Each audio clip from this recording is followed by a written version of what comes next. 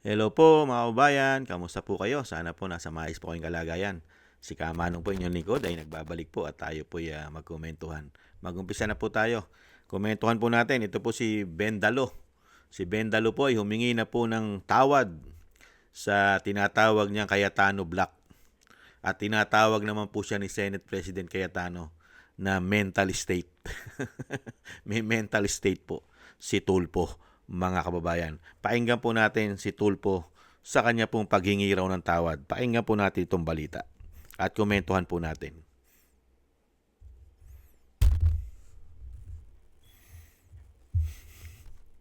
I'll offer you a solution. Nagsorry si Senator Erwin Tulfo sa Cayetano Black kasunod ng pagbabanta niyang ipaaresto sila.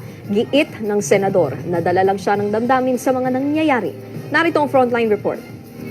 Pagpapaaresto, pagkukwelyo at pagbitbit kay Senator Alan Peter Cayetano at iba pang senador palabas ng sesyon o plenary hall ng Senado. Yan ang naging banta ni Senator Erwin Tulfo sakaling magkaroon ulit ng anyay fake na flood control scandal hearing nang hindi ang Senate Blue Ribbon Committee ang nagsagawa. Si Tulfo kasi ang chairman ng komite kasunod ng balasahan sa Senado nitong nagdaang linggo. Pero ngayon, nagsorry ang senador sa kanyang naging pahayag. Hindi raw ito dapat asal ng isang opisyal. Hindi rin daw nararapat na sabihin sa harap ng publiko. Nadala lang daw siya ng damdamin. Nagsorry rin si Senator Erwin sa publiko dahil sa mga nangyaring hidwaan sa Senado, hindi umusad ang ilang mahalagang batas. Kaya panawagan niya sa mga kapwa senador, tapusin na ang pagkakawatak-watak. Sa labas daw kasi ng Senado, ilan sa kanila ay magkakabarkada. Kaya giit niya, trabaho lang tayo. Mainit pa rin ang tensyon sa pagitan ng Cayetano Black at ng Gatchalian Black kaugnay sa liderato ng Senado, lalo na sa makapangyarihang Blue Ribbon Committee na siyang nag-iimbestiga ng flood control. Alam na naman po natin yan. Pagdating po kay Gatchalian at kay Senate President Cayetano, alam naman po natin, naghahaman at sakim sila sa kapangyarihan. Wala pa nga silang 13. Gusto na nilang maging Senate President. Wala pang 13. Hindi po ba? 12 pa lang. Hindi po ba mga sakim at swapang? Hindi po ba? Hindi makapag-intay. Yung kay Ben Dalo naman po mga kababayan. Talagang sakit na po niya yan. Sakit na po niya yan mga kababayan. Yung ganyang style asal. Dapat po dyan na patawan po ng parusa yan. Yung mga ganyang style. Tuwing magagalit ka na lang. Kung tuwing magagalit ka na lang, sasabihin at sasabihin mo yan. Tapos ihingi ka lang ng pasensya, patawad ulit. Wala po bang parusang gagawin dyan sa hindot na yan? Di umano. Ito pa po yung mga ginagawa niya eh. Katulad dito, yung makain suka. Kung makain po siya ng sarili niya suka eh. Ito naman po katwiran niya.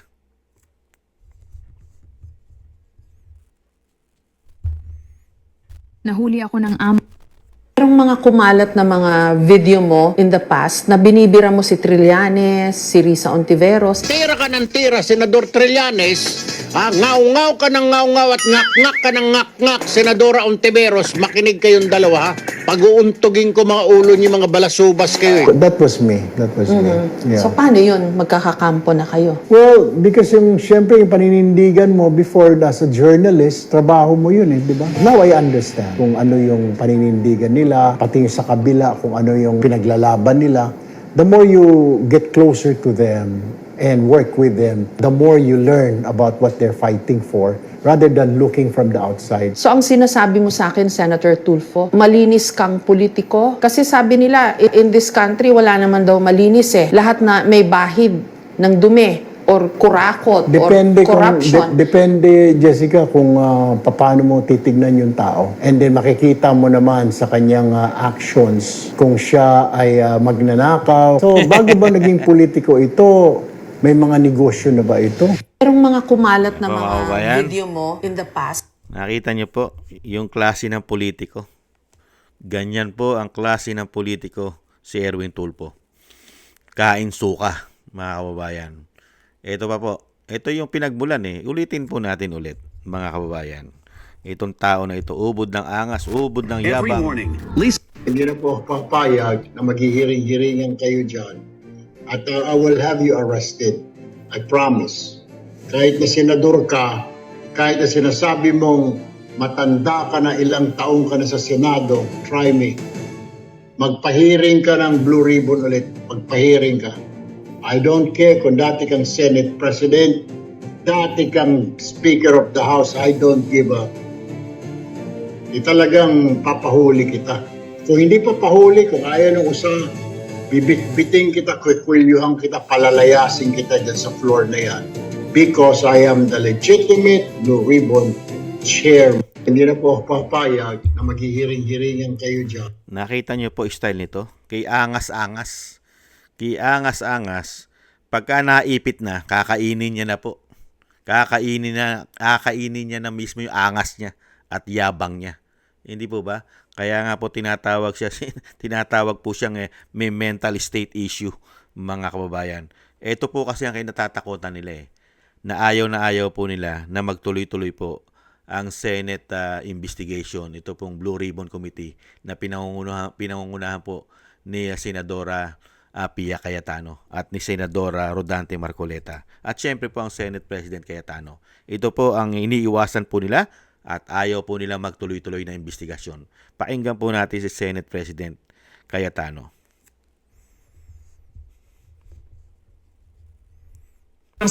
Anong nangyari? Mental state ng isang senator tapos siya ang magiging chairman, walang makakapag-guarantee ng inyong safety doon. It's incredible that you'll have a human being speaking like that even during martial law, even during the abuse of arrest, kaliwat kanan at yung mga torture.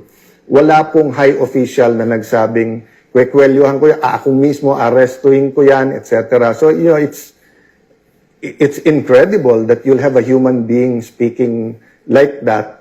Kaya sa sulat ni former Congressman Michael Defensor, dapat ang sagot namin ay simpleng umattend kayo sa legitimate na Blue Ribbon Committee dahil yun ang may legal protection. Pero siguro idadagdag ko dun sa sulat na yung ganun mental state ng isang senator tapos siya ang magiging chairman, walang makakapag-guarantee ng inyong safety doon. At tandaan nyo po, tapos na po tayo doon sa 18 Marines. Kung gusto nila ipatawag ulit under Senator Marcoleta, pwede mag-attend sila Senator Win. Pero nandun pa tayo sa 2 o 3 witnesses na ang bibigat at may mga dokumento at talagang mayayanig yung ating bansa. Kaya po nagkakaroon ng ganito. Yung mental state ng isang senator tapos siya ang magiging chairman. Yan nga may mental problem na yan may mental state na yan, lalo sa paghawak po ng katulad po niyan, siya hawak ng Blue Ribbon Committee. May problema na una-una. Siya, itinuturo siya isa sa nakinabang ng mali-maleta. Di po ba problema na yon? Pangalawa, hindi pa nga nate-take over ang pamumuno ng Senado dahil lalabindalawa pa lang sila. Hindi pa? Di po ba? Wala pa sila sa majority. Kaya nakita niyo po yung problema. Kaya itong tao na ito, paano mo pagkakatiwalaan yung tao na ganitong kaangas? Paano ka ipaglalaban ng hudas na ito? Itong tao na ito. Mahusay lang sa salita. Mahusay lang sa ngaw-ngaw, yaw-yaw. Puro salita, puro yabang, puro angas. Pagka maiipit na, mga kababayan, wala nang bayag. Wala na isang salita. Lahat ng sinabi niya, lahat ng kanyang mga binitawang salita, kakainin niya lang din. Kakainin niya na parang suka. Mga kababayan, isusuka niya, kakainin niya ulit. Palibasa kasi ipit na po ang tao na ito. Ipit na po. Katulad po na sinasabi ni Senate President Cayetano, marami pa, Marines pa lang yan. 18 Marines pa lang ang nagsasalita. Marami pa. At meron pang 3 na may mga hawak na dokumento. Dokumentado. May mga papeles. Baka may resibo pa yung susunod na hearing nila. Baka mayanig pa sila. Mas marami ang mayayanig ayon kay Senate President.